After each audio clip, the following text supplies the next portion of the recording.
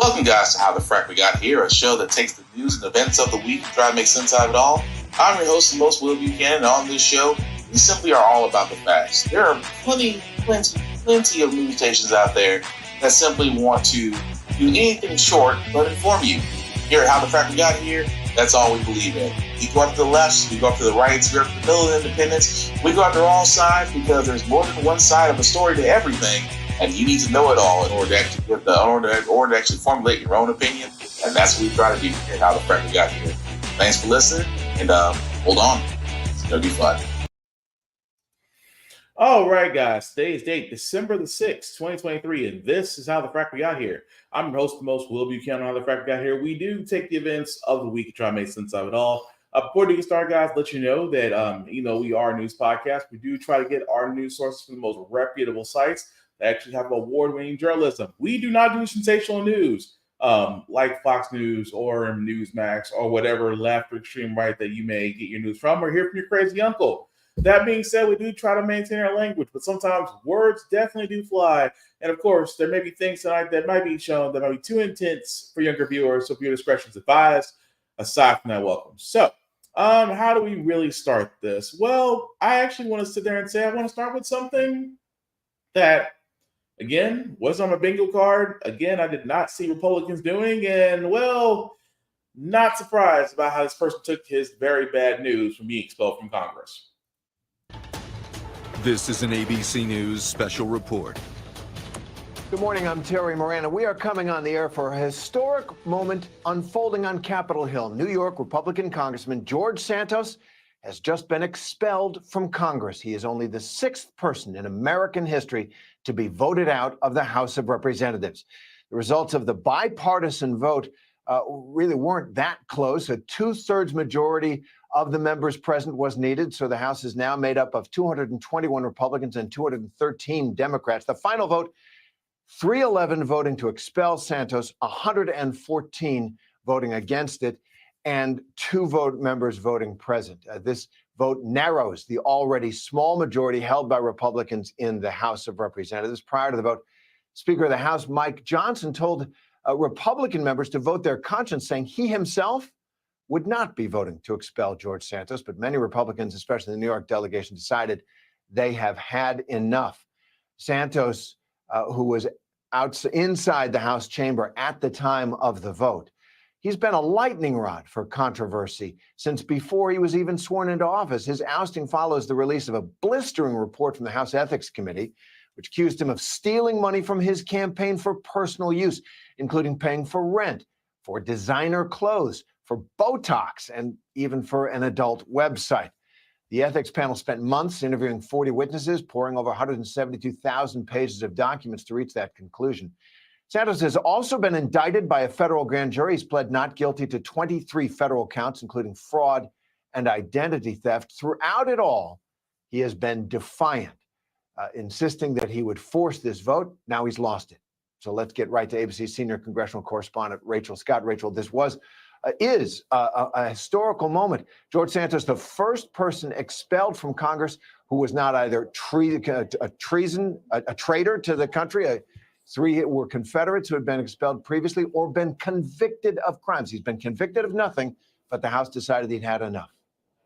Terry, we just watched history unfold in the House today. Congressman George Santos has officially been expelled from Congress, making him the sixth member of the House of Representatives to be forced out, the very first Republican member of the House to be forced out of Congress. This momentum has been growing for months, and this could not have happened today without the support of Republicans. In the end, you had more than 100 Republicans say that they support this push to expel Congressman George Santos from the House. From the moment that he walked through the doors here on Capitol Hill, he has been defiant. He's been accused of lying about his professional resume and his background. Then he pleaded not guilty to those 23 federal charges, including identity theft, unemployment fraud, and wire fraud. But it really was this latest report from the House Ethics Committee, which was blistering, accusing him of blatantly stealing from his campaign, using that money to fund trips to Atlantic City, even on Botox designer goods, that really caused this momentum to start to grow, this push from Republicans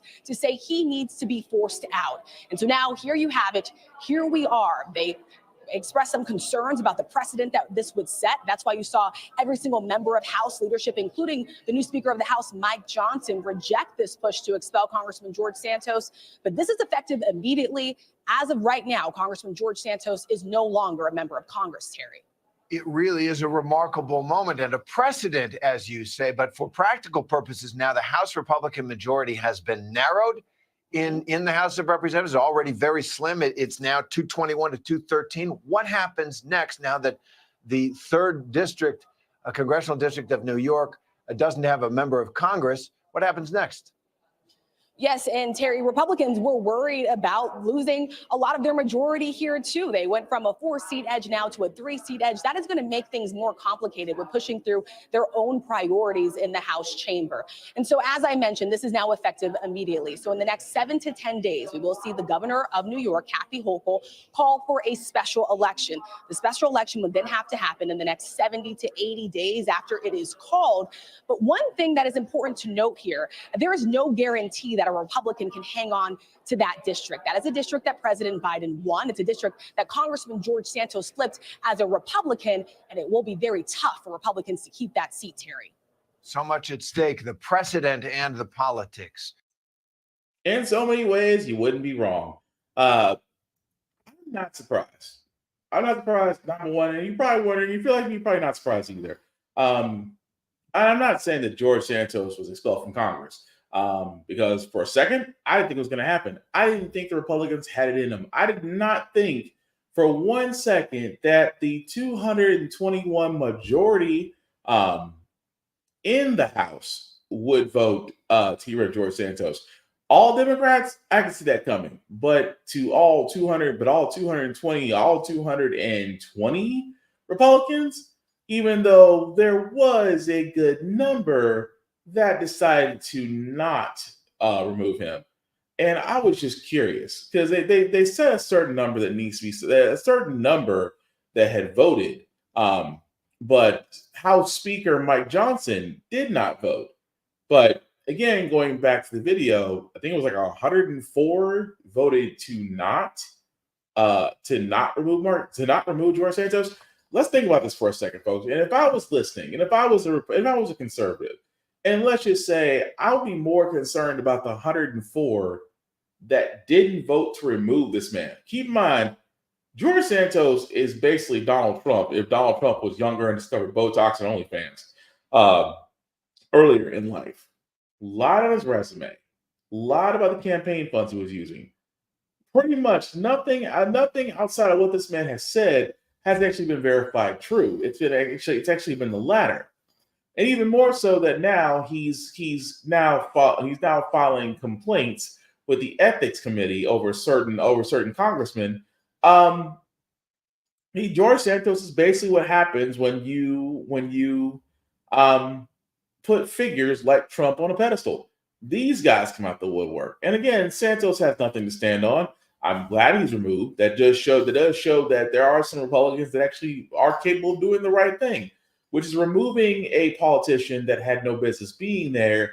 But again, 104 individuals out there still decided that this man should still be in office, which I have been saying on this podcast the entire doggone time. It is not the conservatives and the GOP could care less about their voters. It was about retaining power. And yes, their majority may have slipped just a little bit, but it's still 200 and 222 people. I should say 221 people now versus 213.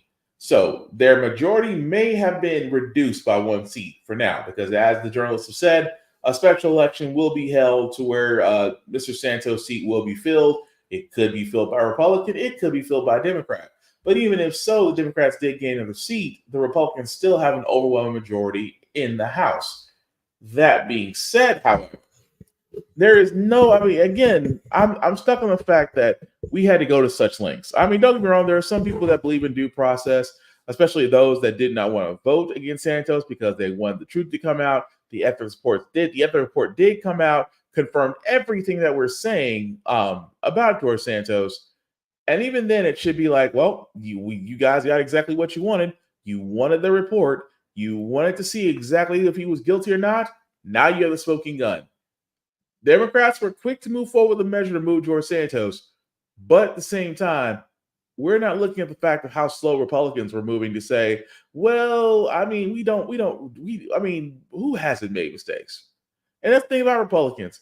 And again, this whole entire time since they've been in Congress, since they've been in power, since the beginning of this year, I have questioned why people still vote conservative, and you're shooting your own selves in the foot. Because right now, conservatives have done nothing more than dismay, distract, and try to push through things that don't make any sense. Don't believe me?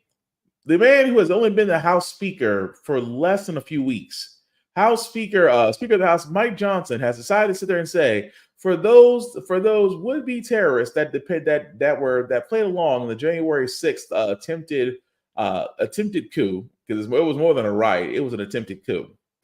But he is saying for those individuals in the January 6th riots, he is asking for their identities to be blurred out in video. You cannot make this up. Some of the faces of persons who participated in the events of that day, because we don't want them to be retaliated against and to be charged by the DOJ. Is there any legal reason to blur their faces? Forget the DOJ part of it for 1 second. I mean, they're criminals. Yeah, there's no legal justification to blur the faces whatsoever. To the contrary, it would get in DOJ's way to do that. Now, they tried to backtrack and say we're worried about private retaliation. That's nonsensical. I don't even know what they're talking about here. But to be clear, what Mike Johnson said is, as Speaker of the House, I'm going to blur these people's faces so they cannot be identified and prosecuted, even though they're on video at the scene of a crime. This would be, by analogy, what if Mike Johnson had surveillance video privately held of a bank robbery and said, before I release this to the public, we need to redact out the faces of some of the participants because I wouldn't want them retaliated against. What Mike Johnson is calling retaliation, I think DOJ would call identification and prosecution. And he's right. Not to cut him off, identification and prosecution. It amazes me that, again, these are the videos talking about the U.S. Capitol attack that happened on January 6th. Now, 2 years ago now. Mike Johnson wants the identities blurred out. Well, because of retaliation, there hasn't been one case of so-called retaliation. There hasn't been one case of so-called fear for my life for these would-be who consider themselves patriots. They're really domestic terrorists. But there's not a case of that where one of them has been prosecuted for their views. Some of them may have lost jobs. Some of them may have lost freedom because they were given jail time because they were convicted in cases that were brought forward by DOJ. But again, Mike Johnson and his theory of retaliation. See, here's the thing: it can't be retaliation, but like the journalist said, it's identification, because they can identify you being there on the 6th, where you decide to listen to President Cheeto at the time, and you decide you wanted to go down to the Senate. And you decided you wanted to go to the U.S. Capitol and stop the Senate from recording delegation votes to actually go ahead and codify, at the time, President-elect Biden's presidency win.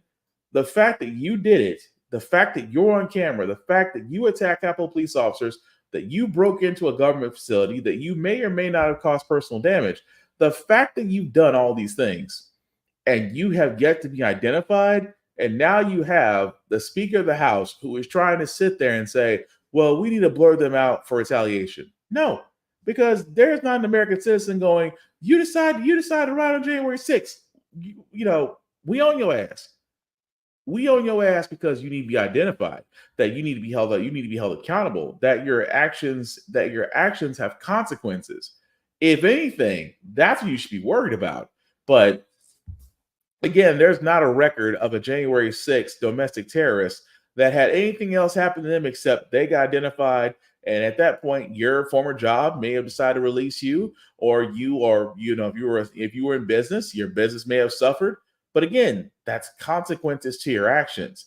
That in itself is not a warring cry for protection against whatever invisible mob is after you. So yes, House Speaker Mike Johnson, this is a reach, and thank goodness this is not get taken seriously. But here's the scary part. It almost did. because there's still people in those riots that have yet to be identified. The Department of Justice is still searching for. So again, if they are identified, cool, they should be. But at the same time, masking their identity makes it harder for them to face accountability for their actions. Again, it always comes back to freedom of speech. Well, they were just exercising their freedom of speech. You can exercise your freedom of speech all you want to. What you're looking for is freedom of absolution from accountability. That's something you're not going to get. Whatever you decide to say in life, you do have to answer for it. That's the way it is. I can sit here and say all the time about speaking about a certain race. Like I said, I use this analogy. Napkins can say the N-word all they want to, but I guarantee what would happen if you said it among others. See, saying it in private is a little bit different, but if you say it out loud where other people can get to you, consequences are different. Again, not surprised about this, but then I'm not surprised by the Republicans because this is only just on top of the BS that they've done since they've been in Congress. But again, House Speaker already messing up. Bravo. Here's one thing, guys, I do want you to pay attention to because you really should. And this case here was a Supreme Court case, as the title they had for CNN, Supreme Court case that could make it hard for Congress to tax the rich. They are talking about the court case of Moore versus the United States. Now, here's the thing. Moore versus the United States is basically going over the tax codes that have been put in place to basically make the rich, basically for the rich to pay their fair share.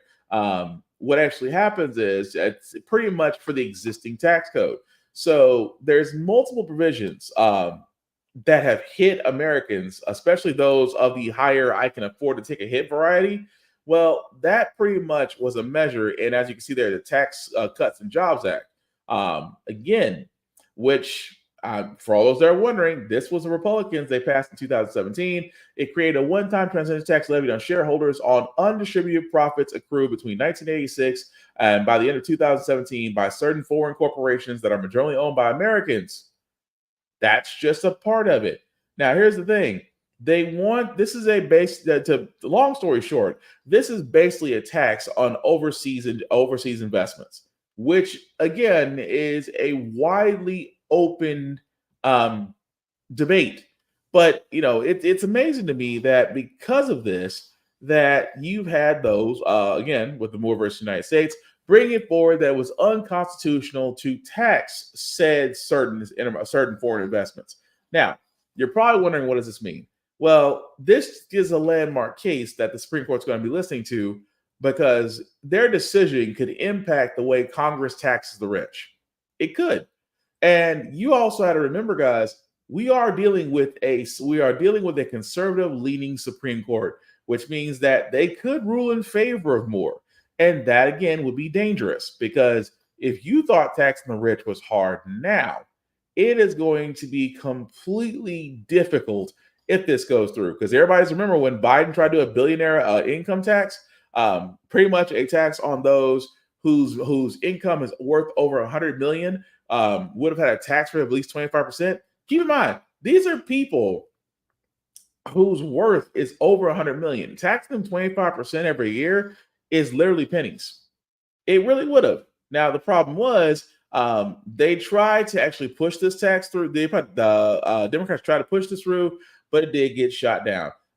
Sanders, Warren also tried to put in tax cuts against the rich. Unfortunately, they got shut down. No thanks to confused Democrat Joe Manchin and wants to be Republican so bad, Kristen Sinema. Two Senate Democrats actually prevented this measure from going through because the rich can pay more. They really, truly can. And the fact that now the next part is a legal precedent to try to get this through and to try to legalize this is the most scariest thing you can do if you are a lawmaker trying to get the rich to pay their fair share, which is why I tell everybody, you really need to be paying attention to Moore versus the United States. Because again, this is going to the Supreme Court. We already know what the Supreme Court is with their conservative leaning because they've already gutted. If you think about it, they put down Roe versus Wade. They've gutted parts of affirmative action, which again was barely suited to hold minority and people of color. But apparently 4 Asian students thought it was a good idea to have that dismantled because they figured they were being disqualified from going to Harvard. Again, when you say it out loud, you know how stupid that sounds. But again, people don't realize by that part of affirmative action being taken down, it has led to diversity hires and a lot of corporations losing their jobs because corporations and companies have no longer fear of retaliation for letting these diverse hires go. So I keep bringing this up. For every time the Supreme Court has made a decision, people have suffered. And the fact of the matter is, now that you have a Supreme Court that could possibly make it harder for the rich to be taxed, if they decide to rule in favor of more, is a whole different story. But again, all I can sit there and say, guys, please be informed. Take this time now to actually go into it because these decisions here will definitely affect you. But speaking of things that'll be affecting you guys, Nikki Haley, that is not her real name. Presidential candidate hopeful who, as of right now, because the fourth debate for the Republican nomination is going on. It's on News Media if you want to watch it.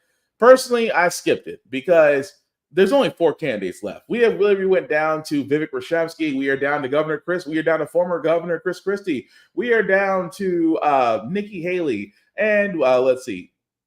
And we're down to failed debater, former dictator, Governor Ron DeSantis. Now, when I say failed debater, Ron DeSantis debating Gavin Newsom, governor of Florida, was like watching it. First of all, it was like watching someone who has never debated get beat by someone who's very well versed in it.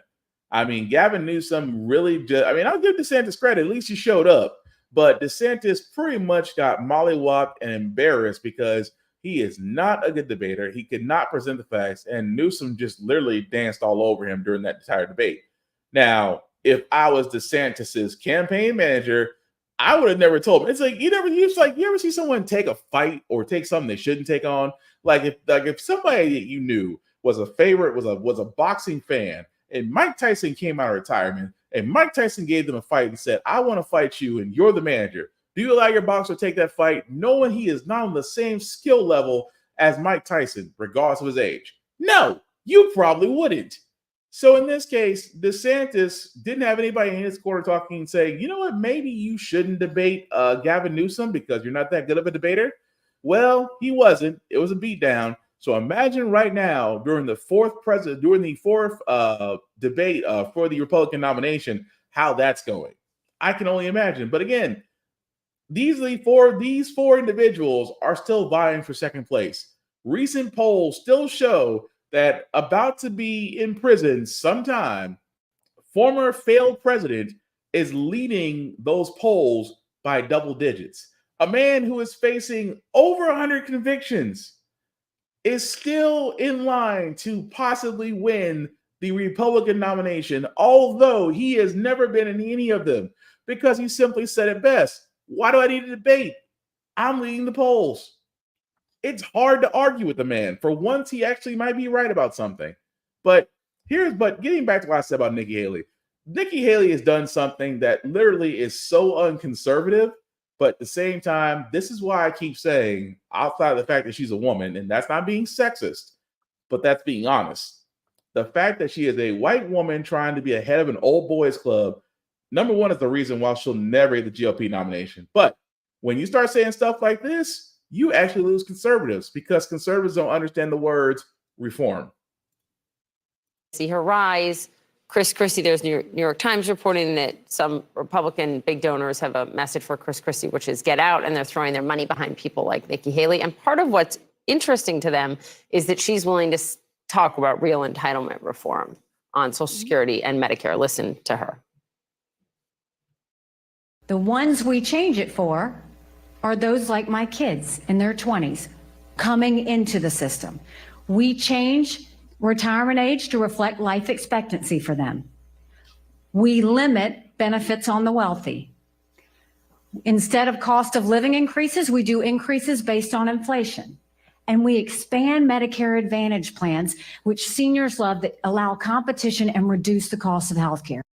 Big money donors like Ken Langone here in New York, for example, saying, why do I need $3,500 a month? This has to change. What's the political calculus? Because that was sort of a third rail untouchable. I think that Nikki Haley actually has the political nuance to be able to tackle something like entitlement reform and not fall into the trap that Democrats often set, which is you're taking away entitlements. She's talking about reforming it for the future generation. She's talking about its solvency.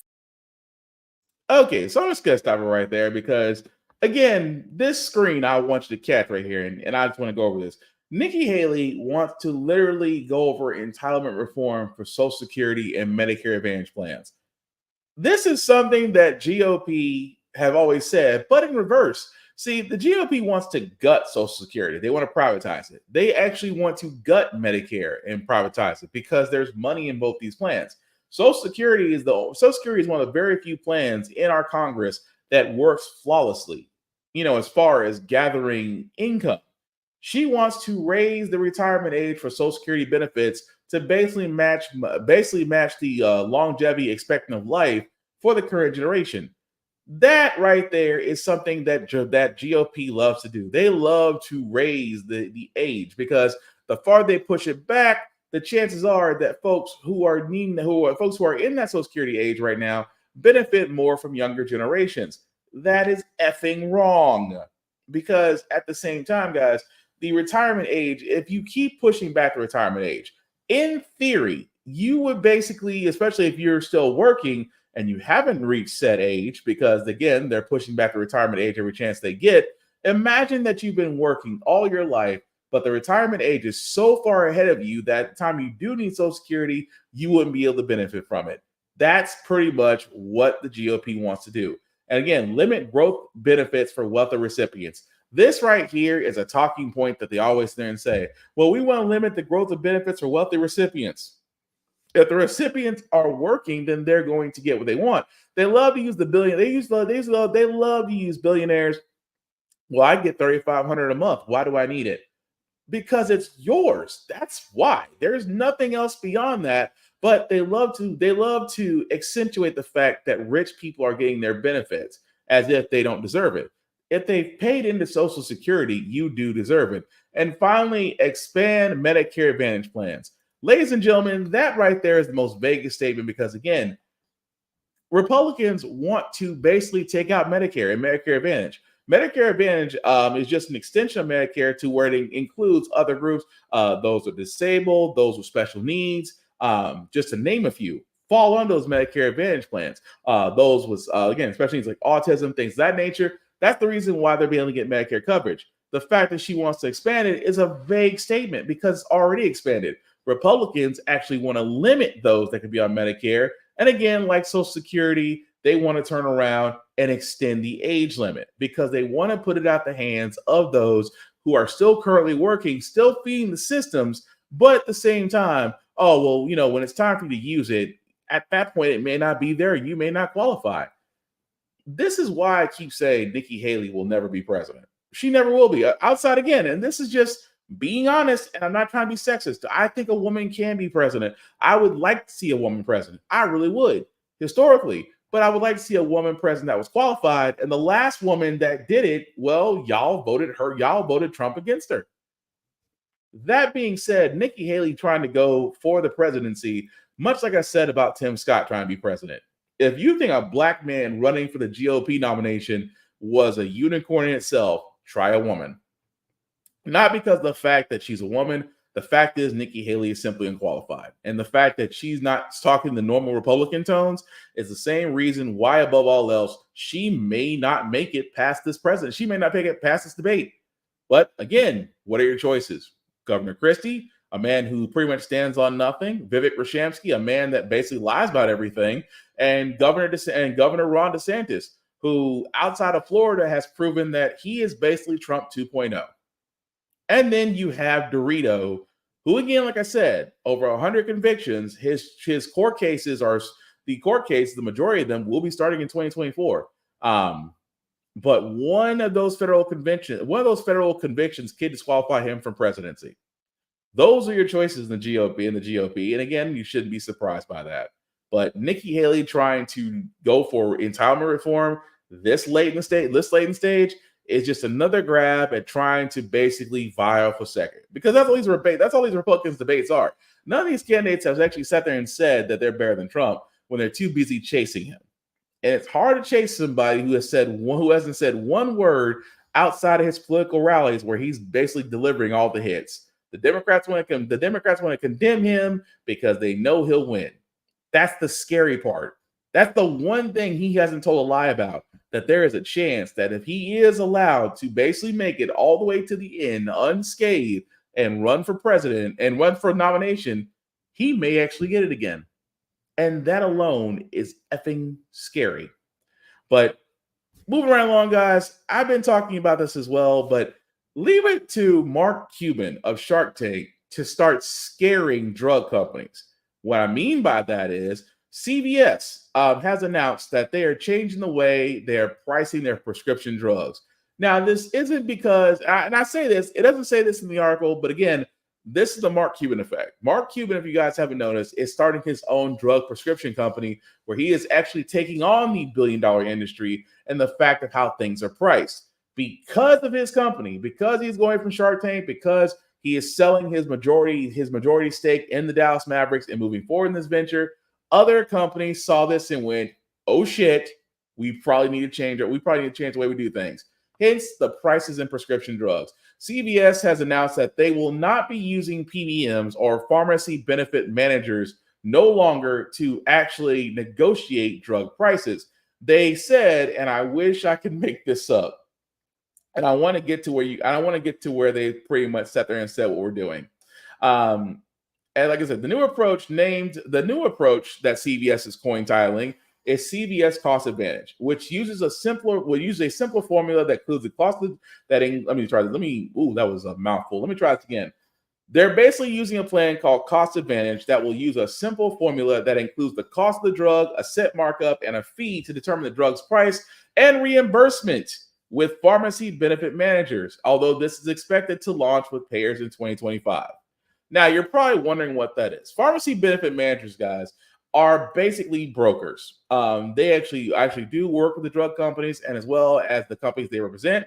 So you do have pharmacy benefit managers for CVS, for Walgreens, for all your major drug companies, Walmart, because Walmart has a pharmacy. So pretty much any major pharmacy probably has pharmacy benefit managers. That being said, they do go out to these drug companies and negotiate prices. Now, I've been saying this for the longest time, that the U.S. drug market is probably one of the most limited markets in the world. They can only do business with said companies in the U.S. and have limited business with those in Canada and Mexico. Overseas doesn't even match. Now, the one thing I've been saying that when it comes to cost of prescriptions are way too damn high, especially for prescriptions that are life maintaining prescriptions. Insulin for diabetes, inhalers if you have asthma, heart medication for those that fit into that area, or just, I can keep going down the list. These are not just your over-the-counter medications. These are medications to maintain a quality of life that are astronomically high, even with insurance. And I've been saying for the entire time that, yes, that what needs to happen is that the cost of prescriptions are only this freaking high just because there's no competition. And now that Mark Cuban and his company have entered the drug market, now all of a sudden things want to change. I have been saying this since the beginning of this podcast, since we started covering drug costs, drug prescription costs, things of that nature. The fact that they basically made a profit in this market without competition, and now that there is competition, because I'm not expecting Congress anytime soon to actually do something about drug costs. We just now got to where insulin has a cap of $35. I think that for life-saving medication, it should be lower. Keep in mind, I'm saying life-saving and quality of life medications should be way lower. Nobody should have to pay $40 just to maintain quality of life. Nobody should have to decide between rent and getting things to keep you going. That should not be a decision for any American. But I love the fact that it took competition to get certain companies to shape up. Not because of the fact it's the right thing to do, because of the fact that people may switch and go to Mark Cuban's company and bankrupt. It's not the fact of people's needs that is amazing to me that they're not following. It's the fact of, it's always been with business, the way of profit. But we'll cover that story because, like I said, Mark Cuban's dream is to shake up the pharmaceutical company. I can't wait to see what happens next, personally. But speaking of things that it amazed me before I get into this, because I wanted to bring this story up again, because here's the thing about the lower states. The lower states, as I said many times, has the Hold My Beer competition. And every week it seems the championship for this title keeps switching states. My home state of Tennessee included, because in Tennessee we're progressively backwards. But you guys remember the story that I brought up a few months ago, where this young man right here, his only crime was his hair. Now, as you can see there, the man has locks. The school tried to sit there and say that his locks, his hairstyle, have violated school terms to the point to where he was suspended. Of course, that his parents and the school board basically went head to head to the point to where they tried to move him to an alternative school, which after a while he was able to return back to school. He did not cut his hair, as rightfully should not, only to have the school turn around and suspend him again, even though the school rules, for those who are wondering, because you can't suspend someone for locks because of the Crown Act, right? Well, that's the problem. The southern states usually ignore federal overview. They always try to sit there and say, well, schools have this law that just supersedes federal law, which it doesn't. The school's terms on hair is that it has to be 7 inches above and it has to be above the ears. Now, for the thing as you can see, guys, his hairstyle is literally braided back behind his ears, not resting on his neck, which by the school's bylaws means that he should be fined. But the fact that he again came back to school, did not cut his hair, the school itself decided that, you know what, you still haven't learned your lesson. And it amazes me so. We have a Crown Act. For all those that don't know, the Crown Act pretty much means that you cannot be discriminated based on a hairstyle that is commonly or historically associated with race. Locks. Again, I know my hair is messed up, but work with me on this. Locks themselves, you can have locks and still be professional. You can still have locks, still go to school. You can still have locks and be clean. The fact that when it comes to locks, they seem to have this stereotype, or in my personal opinion, because they can't do the same hairstyles we can do, is the reason why schools, especially in the South, want to discriminate against this. And again, why? The boy's only disruption, they always say the only boy's disruption is his hair. It's hair that you don't like. But again, that's the reason why the Crown Act is so important. It's the reason why, we don't have to, for as people of color, we don't have to sit there and, if you want to go clean cut, go clean cut. If you want bald head, go bald. If you want braids, do that. Because that's what they're accepting. They hate the fact that they see locks. They hate the fact that they see our hairstyle. They hate the fact that they actually see a lot of things they can't do. So they have to limit it because they want us to conform. That's all it is. And the Crown Act just pretty much says, you know what? You're not going to get discriminated for this. You're not going to be held back for this. But it's a long-standing battle with the parents and the parents taking on the school. I worry that it affects the child's education. That's just my thing, because he was sent to alternative school for no reason. And alternative school is basically a school when you've messed up that far. That young man did not. But we will follow that story as it goes along, because the simple fact of the matter, guys, he's only being discriminated because he won't cut his hair. Why does that sound familiar, especially when it comes to white people telling black people what to do about stuff that they have that they can't do? But I digress. Moving along, guys, I wanted to cover this story as well, just because I'm not in New York. I have a friend of mine who's also a partner with me on another podcast. So shout out to Kira, Room Full of Birds, if you're watching. I had to run this story by her because she lives in New York. I had to ask if this was true. And again, I have to ask this question of how much does it come? Because New York is investing in a congestion price plan. And again, it's one of those things that you just need to hear it first before I can explain it. Walk the streets of Manhattan, and you may soon see hundreds of new cameras covering every lane headed downtown. They're charging a new toll on congestion. We are going to be the very first state in the nation, the very first city in America to have a congestion pricing plan. The new toll covers much of lower Manhattan Entering this zone in a car could cost up to $23 a day. It's going to be an example for cities all over the country to rethink how they use their street space. But a plan of this scale will affect millions of people every day. Not everyone is a fan. Most people are only focused on the fact that they are going to have to pay $23 to get into Manhattan. Pocketbook issues always take priority over the environmental issues or anything else that's related to the problem. The MTA will use its share of project revenues to secure $15 billion in financing for system maintenance and capital investment. The public transit system that millions of New Yorkers rely on every single day has been disinvested in almost from day one. Many parts of the system have suffered basically a century of deferred maintenance. Over the last 70 years, the federal government is focusing almost exclusively on investing in our roads, infrastructure, interstate highway system. We're not going to undo 70 years of policy. Can higher tolls for drivers fix traffic in Manhattan? And will they make New York even less affordable?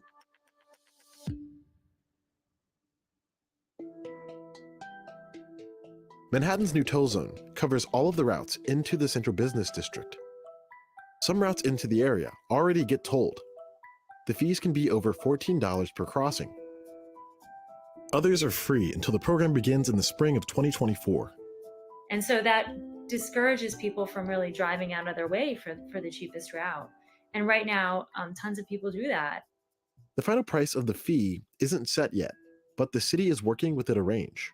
The range that is being considered is between $9 and $23. If it's $23, it means there's lots of exemptions. I mean, you got to put something into the system to get something back. Everything is increased in New York, but the pay. So people are struggling trying to figure out where this money's coming from. If you're a resident of the CBD and you make under $60,000 a year, you'll get a subsidy. People with disabilities won't pay. There's an adjustment, taking a look at what really is happening in the city today. The MTA received thousands of requests for exemptions from the toll, including from artists, students, civil servants, NYPD, and trade unions. There's no guarantee these requests will be granted. If you're a low-income driver and you're on the outer fringes of the outer boroughs, how do you get to the city if you're not going to drive anymore? You're going to put another perhaps 2 hours on that commute. It's not popular to tax ourselves. And when there are many layers of decision making in order to tax ourselves, that's many layers of opportunity for someone to say, hey, no, let's not do this. The money raised from this zone may bring billions of new dollars worth of investment into an aging MTA system. It's a massive system that has been underinvested for decades. It's a very old system, in some cases over 100 years old. And so it really requires a lot of investment just to keep what we have operating. 80% of the cash raised from this toll goes toward the city's subways and buses. Signals is actually one of the biggest investments we can make to ensure that we can run more trains more quickly.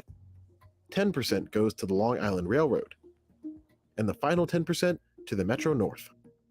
I think we've been very thoughtful about where those investments will occur. MTA is building 4 new Metro North stations in the Bronx that will allow people to access Metro North more easily.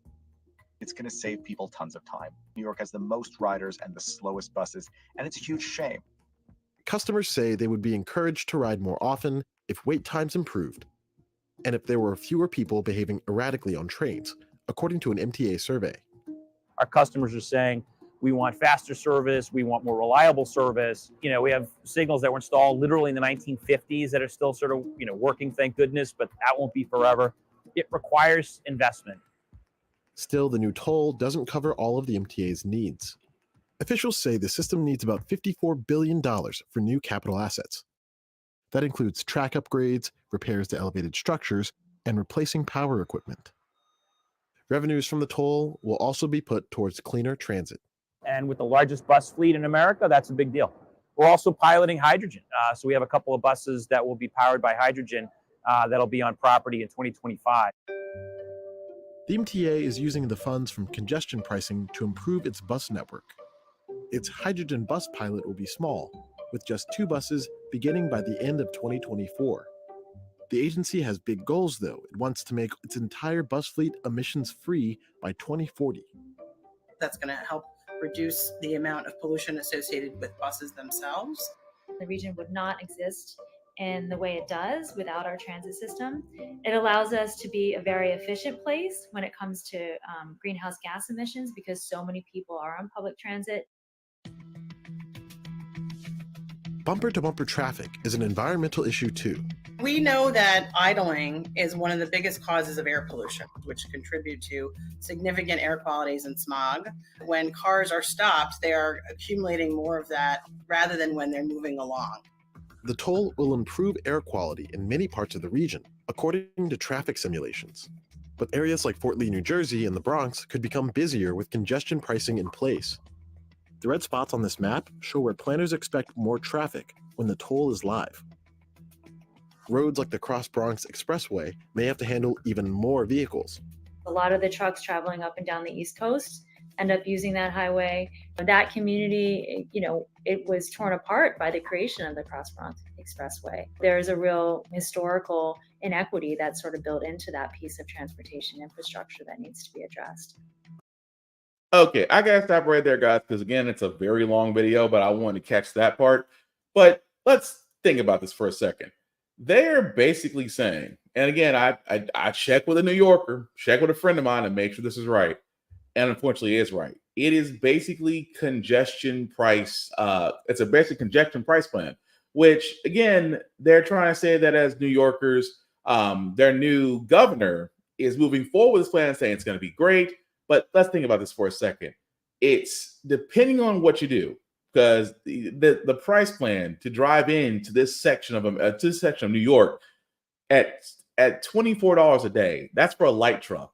Bigger trucks can go up to 30s. But the fact that all this is going to be added, and not just vehicles. Think about this. It is going to be higher bus fare. It is going to be higher Uber rates. It is going to be however you travel, outside of taking the two-shoe express, walking to where you're going to.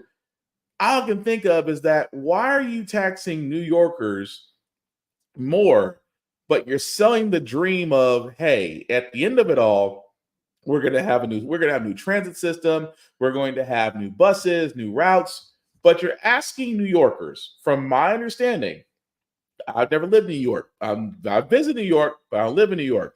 I understand it's very costly. I understand it's very costly for a place to stay, to eat.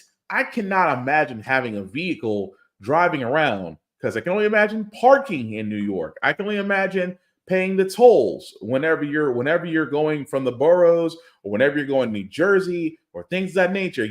That's a toll system up north. I know that for a fact.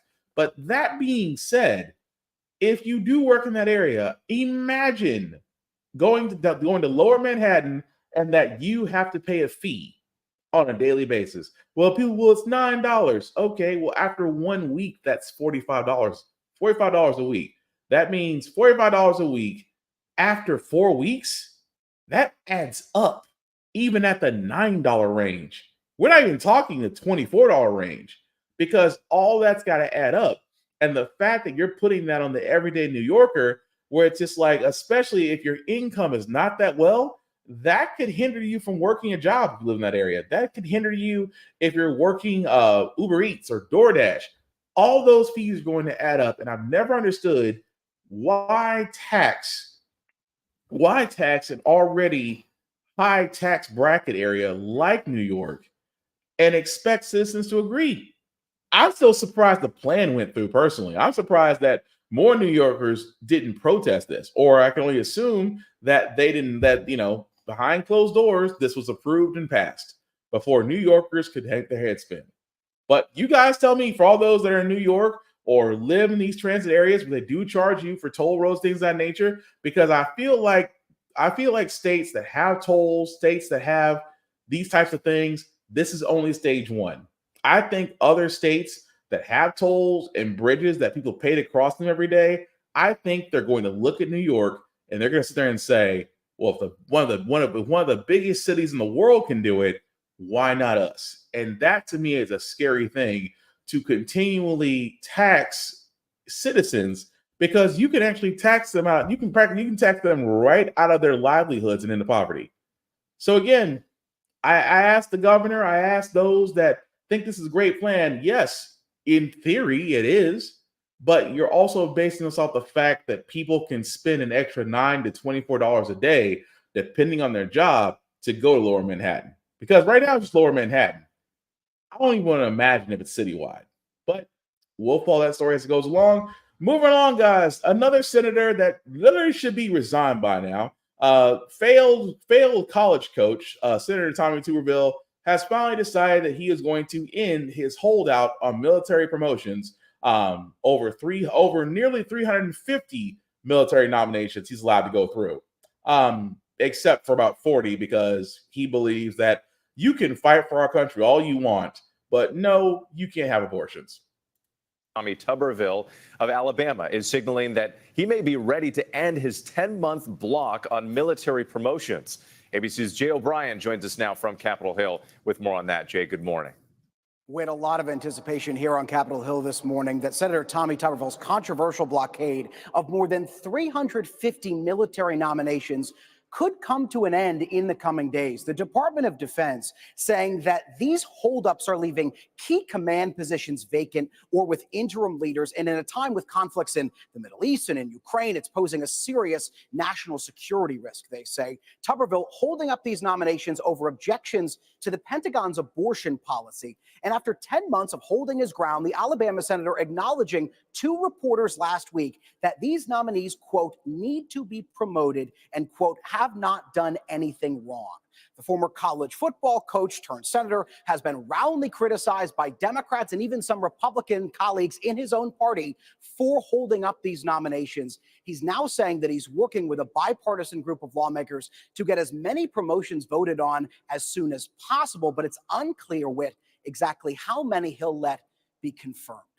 All right, we'll be watching that. So think about this for a second. A man that literally held a one idiot crusade because 350 military nominations, including one that would have had a black man as the first commander as the first person of color for the U.S. Air Force. He held that up. Only now he's like, oh, let's hurry up and get these military nominations in.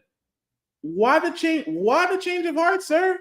Because you were on this abortion right to protect life stance for the longest thing, except for 4-star generals, which again, I said before, that African American I'm talking about that was going to be nominated to be commander of the U.S. Air Forces, a black man, one of those 4-star generals, and he wants to actually hold that position up. Of those 4-star generals, he wants to hold that position up because he still believes that the U.S. Armed Forces does not need abortions. That's his reasoning. And again, Republicans, explain it the best way you can, because it's going to be a little hard to do that. And also, if I was in his district and I was voting for him, I would bring that up every chance I got. Because how in the blue hell can you sit there and literally and figuratively act like nothing, like you weren't the problem? I was like, oh, we need to hurry up because this should never happen. It happened because of you. And now you're trying to push things through, but you're still holding back generals because you still feel like you can win this battle. Only in a Republican mindset can they be a blockade for something because they think they're doing something righteous. But speaking of things that are righteous, Elon Musk is in trouble. Why? Because, well, Elon Musk is outside of pretty much turning Twitter into the dark space, that's what we call it, or I should say X now. He hasn't been in trouble because, one, he decided to agree to a tweet that he probably should have kept his mouth shut on. Musk, he unloaded on advertisers, including our parent company Disney, who left his social media company X after Musk endorsed an anti-Semitic conspiracy theory in a post. Aaron Katroshi's back here with that story. Good morning, Aaron. George, good morning. Elon Musk apologized for that anti-Semitic post, but he quickly lashed out at advertisers that have pulled out from X. I did clarify almost immediately what I meant. This morning, Elon Musk's regret at the annual New York Times DealBook Summit. He said he should not have responded to a post on his social media network X that spouted an anti-Semitic conspiracy theory. You know, if I could go back and say I should, in retrospect, not have replied to that particular person, and I should have written in greater length as to what I meant. Musk then apologized. Essentially, I handed a loaded gun to those who hate me, and arguably to those who are anti-Semitic. And for that, I'm quite sorry. That is not. That was not my intention. Musk wrote, "You have said the actual truth," after a user posted that, quote, Jewish communities have been pushing the exact kind of dialectical hatred against whites that they claim to want people to stop using against them. Advertisers bolted. Big companies like IBM, Apple, and ABC News parent Disney pulled their advertising from X, Musk using an expletive to describe what he called blackmail, including criticizing Disney CEO Bob Iger, who attended the same summit. Don't advertise. You don't want them to advertise? No. Sitting in the audience, the new chief executive of X. Musk's latest remarks complicate her job of convincing advertisers to return. The thing that everyone will remember from today is Elon Musk telling advertisers who have left the platform, left X, to do a profane act to themselves. You know, he has insulted them, and he's telling them that they've ruined the company by no longer advertising on the platform. Musk conceded an advertiser boycott would ruin X. But if that happens, Musk insisted the world would believe advertisers killed the platform, not his own behavior and words, guys. Of course he wouldn't believe it, because it's not like he's never made a mistake before. It's not like he hasn't sat there and said, well, it's not like it's my fault. I just agreed to a tweet that said that a certain group of individuals may or may not have influenced a group of people to go any direction that said group of people want other people to do. And the reason why I gotta say that, guys, is because the last time I actually talked about something in that case, the Zuckerbots and Facebook decided, oh, you're probably you're inciting war, you're inciting riots, which I'm not. So I say it like that because, again, Elon Musk is one of those guys, which again believes that they believe this whole thing of free speech. I should be able to say anything I want. Well, you can. You just can't say it without consequence.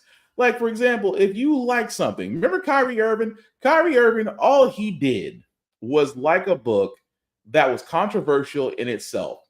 And the fact that he stood, instead of him sitting there saying, this is just my beliefs, you can believe what you want to, he doubled down to the point to where his livelihood was really almost taken away from him.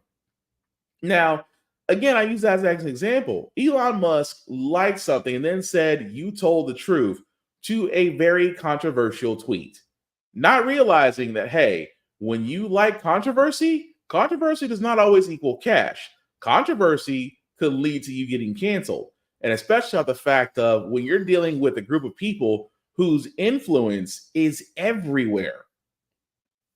What do you expect? IBM, Disney, pulling their ads from you.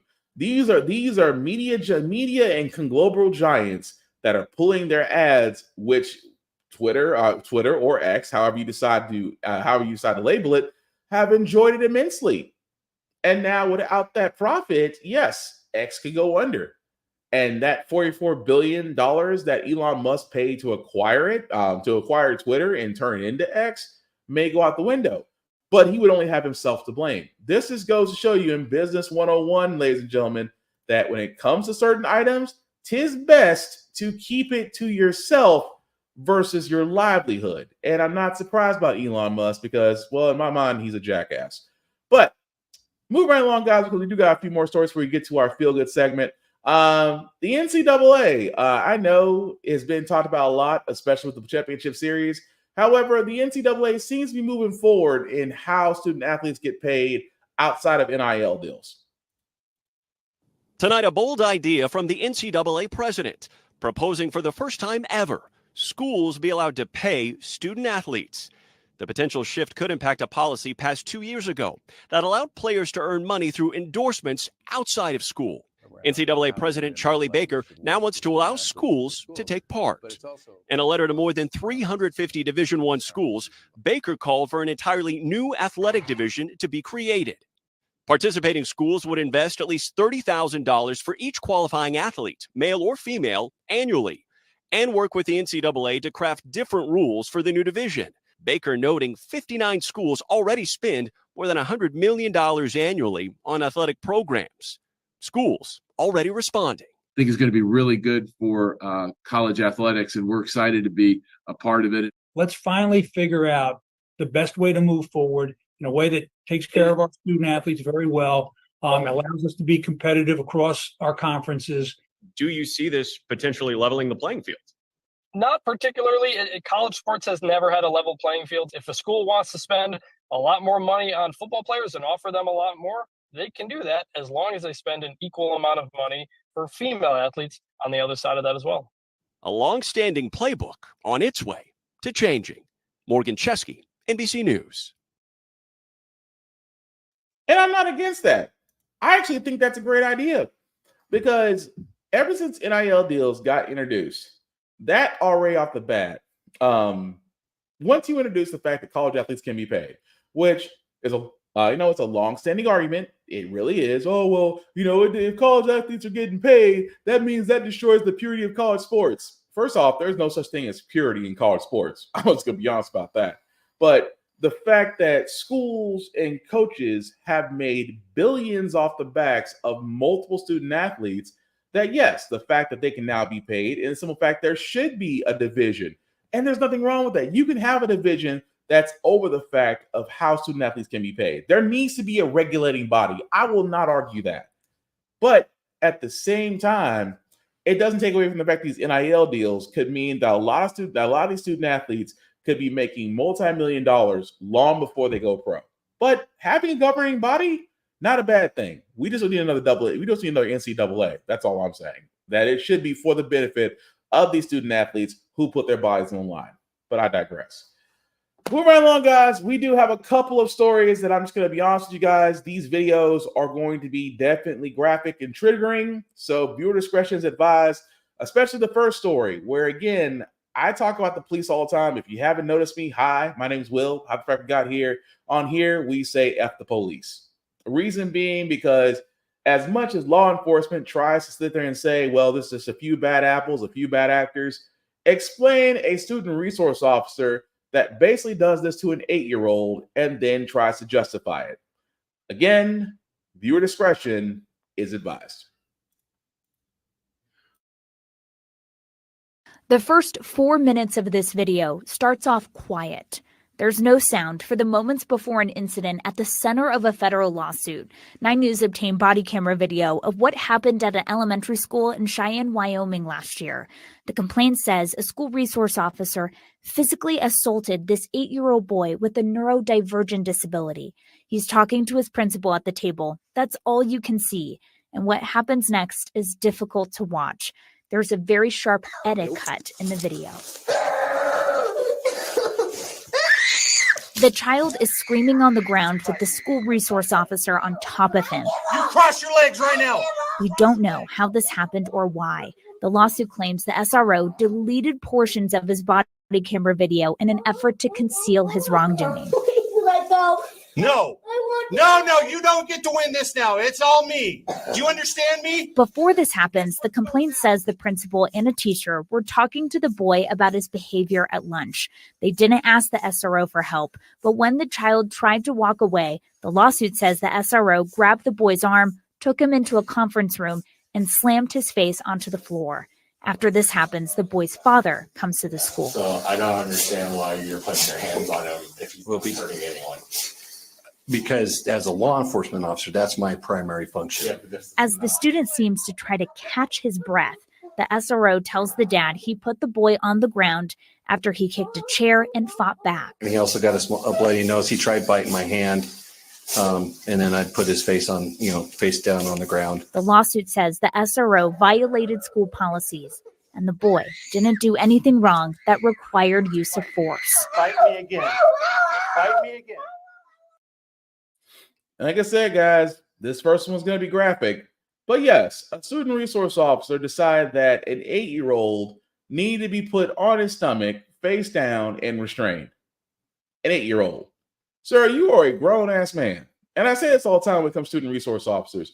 You get these law enforcement officers that don't get the proper training, that believe that intimidation and force is what's going to make a child or a student act the way or getting them to comply.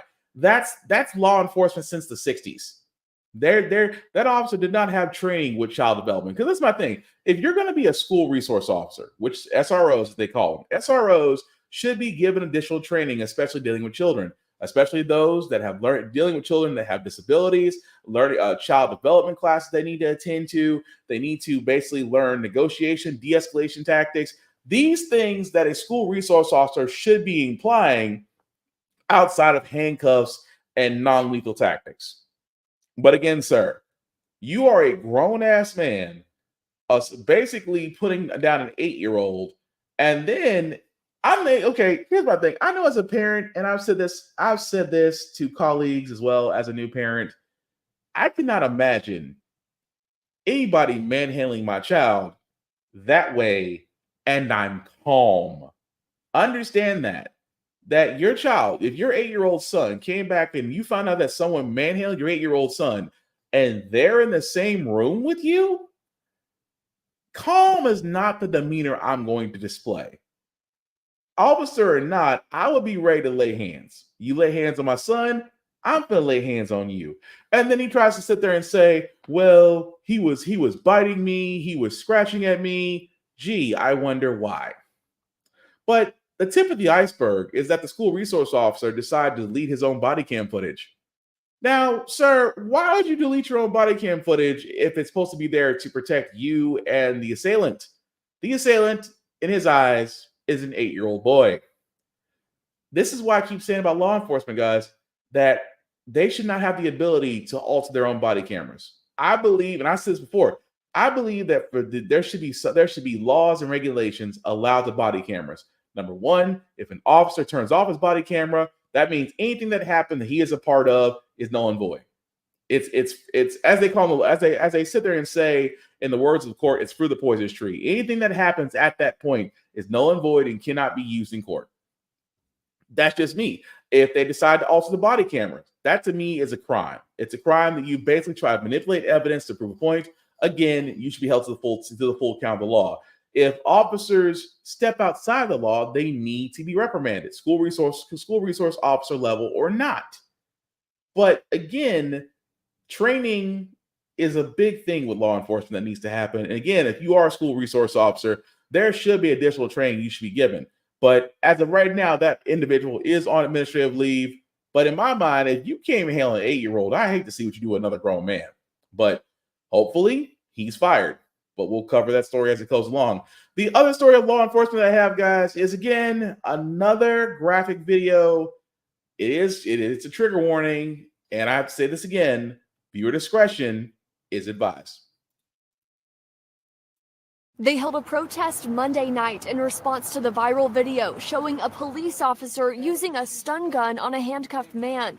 We want to warn you, you might find this video disturbing. After an exchange of words, the police officer pulls the trigger on the stun gun and then asks, "You want it again? No, man. Shut the f up, you was big and bad." She could then be heard calling him an explicit name. She tased him in the back, and she was holding it. She was just holding it there until he started crying. Jalexis Rice, girlfriend of Micaiah Washington, says this all started when her boyfriend and 2 others were changing a tire of the car they were driving. She says that's when the officer in the video pulled up, eventually putting her boyfriend in handcuffs and tasing him. When I seen it, I couldn't do nothing but cry. I couldn't do nothing but cry. Following his arrest, Washington was booked into the Pickens County Jail on several charges.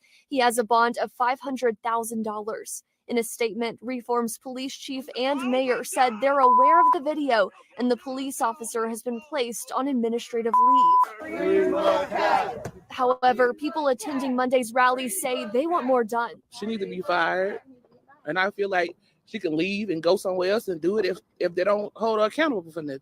You're a police. You're here to protect and serve us. How do we supposed to trust you and this how you treat us? It hurt my feelings for real. In the statement from the mayor and police chief, they said in part, the department is in the process of turning over all materials related to this arrest to the Alabama State Bureau of Investigation and has requested a thorough investigation into the circumstances surrounding the arrest. So again, with that story, guys, I have to ask questions. The reason why I have to ask questions is because, number one, the man's already handcuffed. He's on the hood of your car. What more could he possibly do to where you need to put a stun gun on him? So you guys, well, he was resisting arrest. Of how? from what they've released so far, and I say from what they released so far, that apparently this young man was changing a tire along with his confidant. Police came up. Next thing you know, he's being arrested. Now, why is that? Because even if you look at the charges, and I just want to bring this up very quickly, even if you look at the charges, obstructing government operations, which is kind of a really weak sauce kind of arrest, resisting arrest, don't see how, because well, he was literally handcuffed and he was being tasered. Marijuana possession, really? Ex-felon in possession of a firearm and drug trafficking. Now, that's a lot. The last three, especially the last two, drug trafficking, you got all that from stopping from checking on two individuals that were changing a tire? Really? Even more so, I still want them really and truly, because when you see it, there's something about the fact of when you see an image like this, and I want to get back to it as much as I can. When you see an image like this, I mean, explain that. Explain the fact that he's handcuffed. Explain the fact that you still have a taser. Explain the fact that you are forcing him into an uncomfortable position on the edge of your squad car. And still feel the need to be like, you was talking big and bad and all that shit. Unprofessional as hell. At the same time, that individual, they call themselves handling the criminal, but at the same time, who's really the criminal here? Who really is outside of law enforcement? Because it's amazing how they said, number one, didn't release the officer's name. I'm sorry.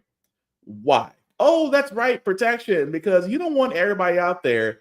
And again, this is where police do this so well. Police do this so well. They will protect their own before they protect the person they're trying to arrest. The person who's arrested, his name's out there for the world to see.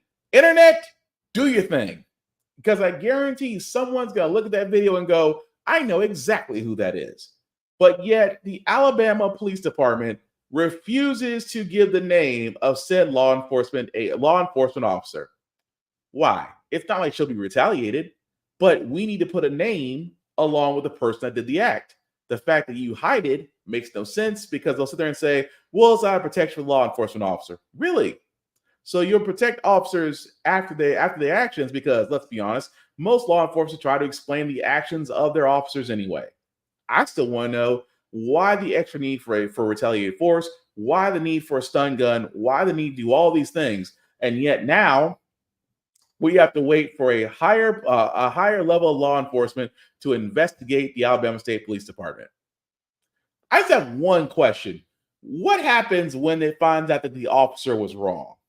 Are we going to get this officer to be blackballed? Are we going to get this officer to make sure that they are disqualified, which means that they cannot be a law enforcement officer in any other city or state? Are we going to get to do justice as far as what this one law enforcement did to this man, which is basically demasculate him and humiliate him with a body cam on? And for what? Drug trafficking, which again, possession of a firearm by an ex-felon having possession of a firearm. They're going to have to explain this. But watch how quickly the wheels of justice move slow when it comes to law enforcement. But when it's us, fast food speed. I wish I could make this up. The final law enforcement story that I got, guys, again, this is disheartening because after George Floyd, there was 17 counts of police officers using overexerted force on individuals. This one district alone, this DA, decided that several of them need to be dropped. Again, I wish I could make this up. 17 Austin police officers tied to these 2020 protests. Protesters were injured by less lethal police ammunition, such as beanbag rounds, as they protested the deaths of George Floyd and locally Michael Ramos. Austin lacks at least 350 police officers currently. The 17 who are indicted coming back is going to make a huge difference. 4 officers still face charges, but the Austin Justice Coalition's policy director says this move is unjust for the victims. There may never be accountability for the harms that they suffered. As a part of the announcement, the city of Austin and the district attorney said they jointly asked the Department of Justice to review Austin's handling of the protests. That's a request, not a guarantee. The DOJ did not respond to our request asking if they intend to do that. But I definitely welcome it with open arms, knowing that we need to ensure that we have the highest level of transparency in the city of Austin, and we ensure that the mistakes of 2020 are never repeated again. I think it's political theater. To hide for the failures that our local institutions have had in holding police accountable. The city of Austin has so far paid more than $20 million in civil lawsuits tied to those protests. There are still 8 pending. That's a lot of dollars, taxpayer dollars. Grace Reader, KXAN News. Crazy, isn't it? That when it comes down to it, that they will literally drop 17 officers. They will drop 17 officers because they were basically fighting protests. I wonder why. Whenever it comes to law enforcement, please explain to me why, because I'm having a hard time with it. I really, really am. Because the simple fact of the matter, guys, you're not going to sit there and tell me that this is a thing. But I'll say it once, I'll say it again before we move on. There is a way to curb all this. And I give Killer Mike credit for this because he said it best. If you want to stop police brutality, if you want to stop unnecessary arrest and excessive use of force, there's one way to stop it. Tie paying out compensation to the police to the police pension. Take the law enforcement pension and tie that to compensation of victims and victims' families. If you do that, everything changes. You'll see a drop in shootings. You'll see a drop in excessive arrests. You'll see a drop in seeing viral videos of Black men being humiliated and emasculated by police. Why? Because at the end, if they wind up paying, it comes out of the police pension fund. And the last thing a law enforcement officer wants to see is their life savings go out the window because of another idiot. But I digress. Anyway, that's going to do it, guys. We're going to move on to our feel-good segment because you don't know how the frack we got here. We usually cover a lot of things that are doom and gloom. Sometimes it makes me use of faith and humanity. But hey, it is Wednesday, hump day. Tomorrow is Friday Eve, which is Thursday. We want to leave you guys out with some good vibrations. And hopefully the next story will do that. You know, we've been covering a lot of wedding proposals lately. And this one, I got to post this one because it took her a while to catch on to this. But this is funny as hell. Check it out.